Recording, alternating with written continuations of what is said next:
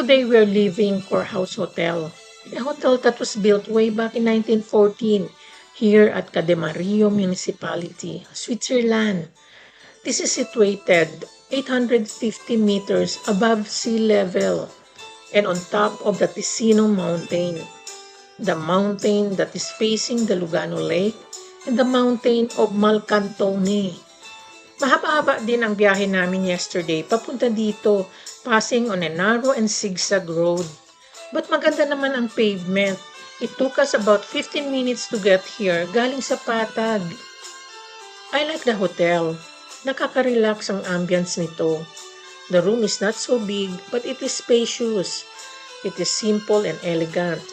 It is clean, tidy, and fragrant. It has complete amenities. May windows din ito where we can see the swimming pool and the Alps. Masarap din mag-fine dining dito, especially at nightfall, kasi one can see the panoramic views of the Alps and the Lugano Lake at its best, while savoring the heavenly taste of the steak. Summer solstice dito ngayon, kaya ang takip silim ay 10 p.m. na. You speak English? Yes, a little. Yeah, well done.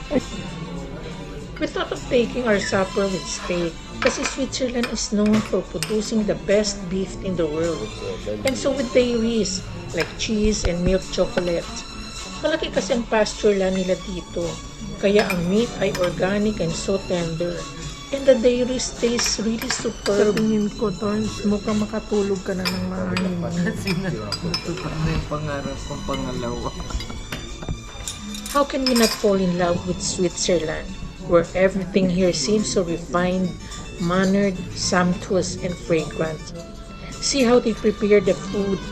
Feel mo talaga na ang heart and soul nila are into it. Wala akong masabi, kundi I can't wait enough to taste it. You're Swiss? Swiss. Yes. Yes. Both of you are Swiss? No, I'm Italian. You're Italian. We will be in Rome tomorrow. Yeah, we will be going there. From Como. We'll be in Como. Yeah. Okay. Thank you. Thank you. Okay, thank you. Ako, si Torns. Masarap naman sa kanyang kinakain. Natupad ang pangarap ko.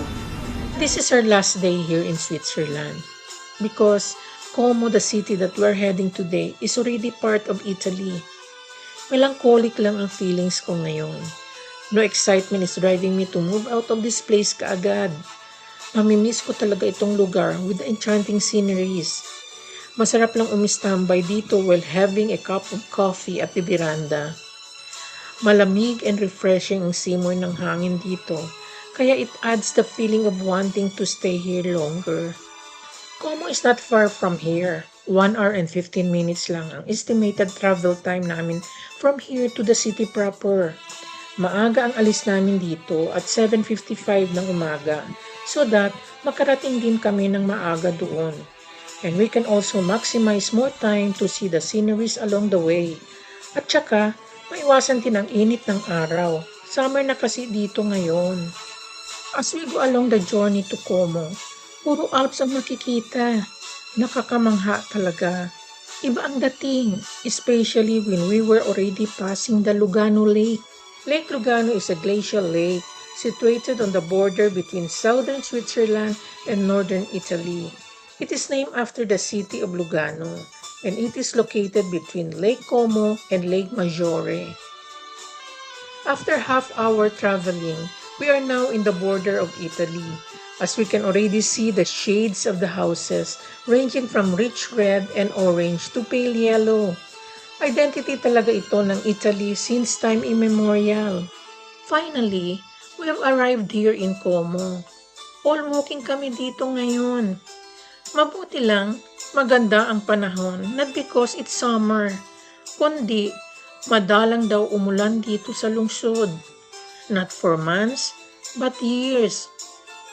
Haven't had any raindrops around 2 years long. And you see these trees, this beach, a part of them died. You see, it never happened in more than 100 years. But what is amazing, hindi sila nauubusan ng tubig dito. Because the city is gifted with a glacial-formed lake.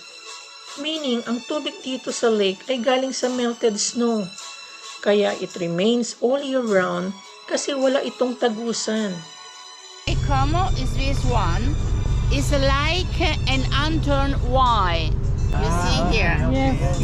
Now we are here. Como. It is a glacial lake. It is the third largest glacial lake in Italy, but it is the deepest one.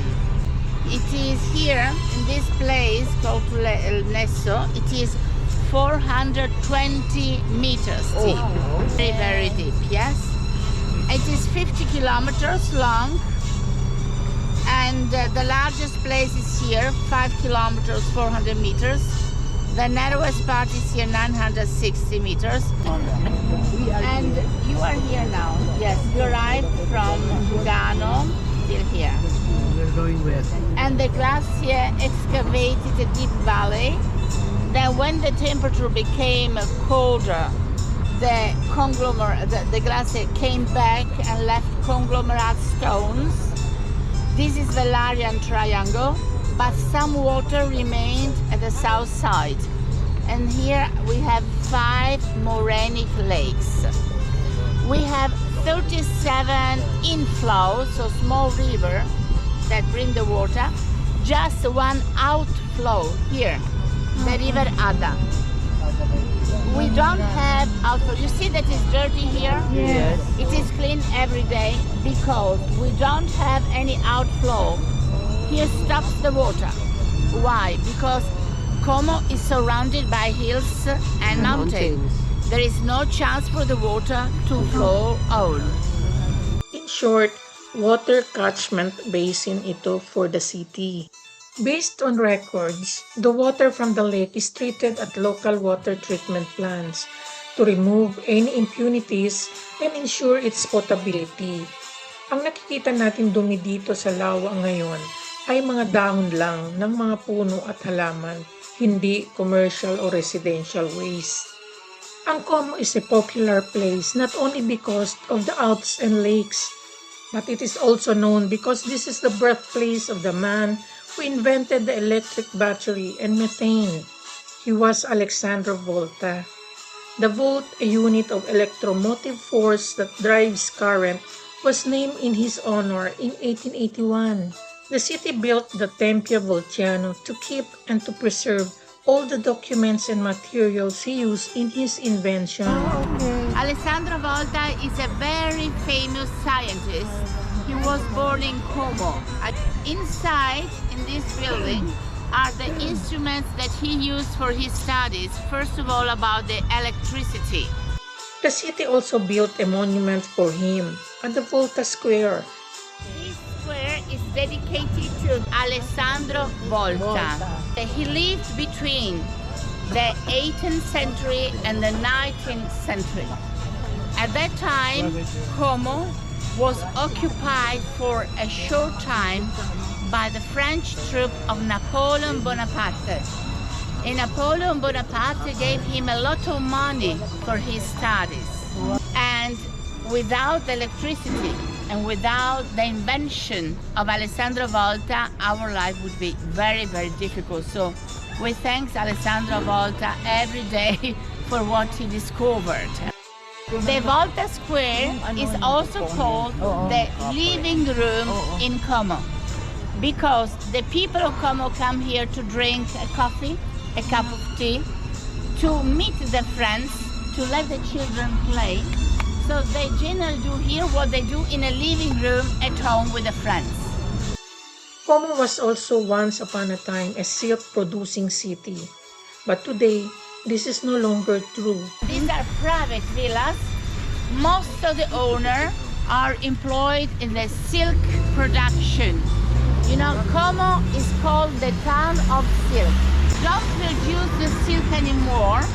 We stopped to produce it in the 50 years. The silk arrives from China, but the silk arriving from China is designed, is printed, is mailed here in Como. We have special schools, a special university for the silk production.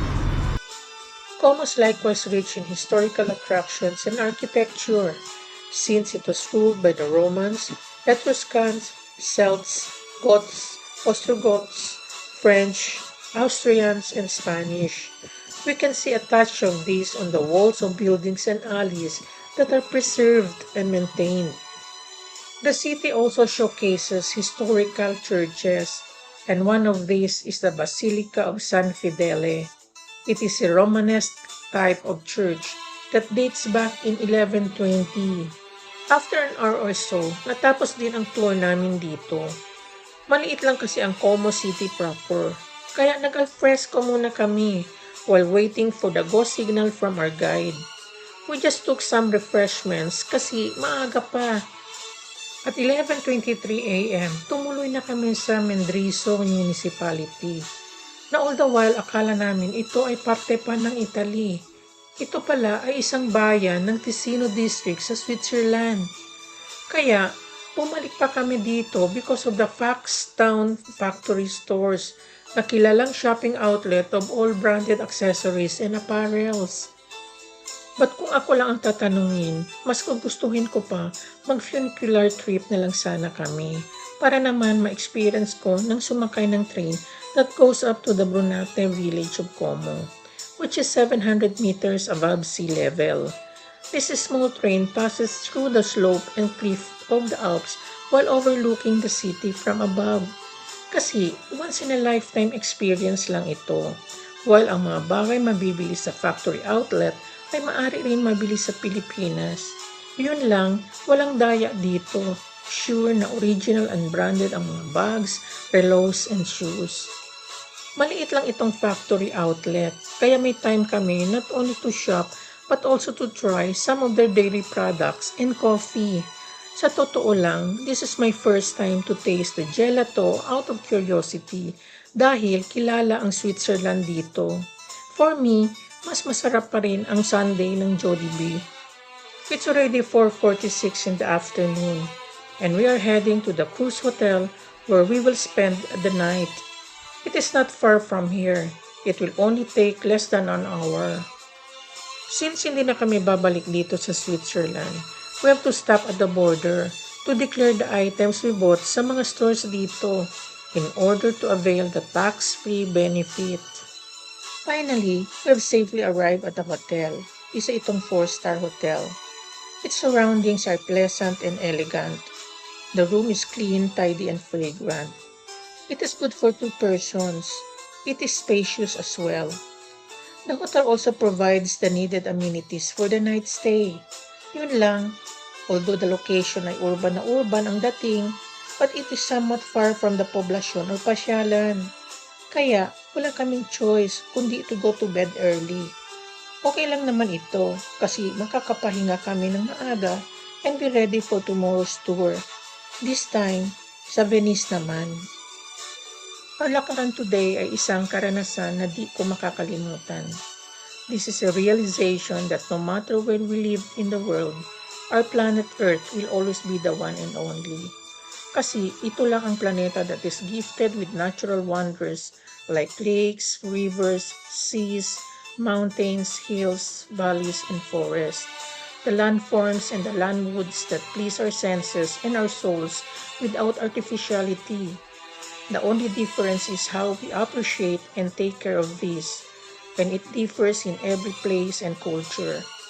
Come to think of it, tourists visit places not because of anything, but to see sceneries and to learn about history and culture of the place.